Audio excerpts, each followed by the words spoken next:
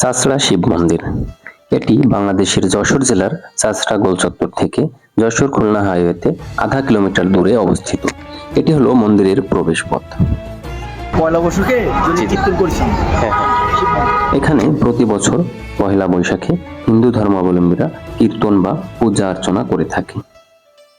1696 খ্রিস্টাব্দের দিকে মনোহর রায় স্থাপনাটিকে নির্মাণ করেন। বাংলাদেশ প্রত্নতত্ত্ব অধিদপ্তর এই স্থাপনাটিকে সংরক্ষিত হিসেবে ঘোষণা করেছে।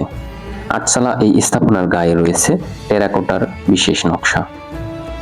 আটচালা রীতি বাংলার মন্দির স্থাপত্যকালের বিশেষ এক ধরনের রীতি, যেখানে বর্গাকার বা আয়তাকার গর্ভগৃহের চৌচালা ছাদের উপর আরেকটি চৌচালা ছাদ তৈরি করা হয়।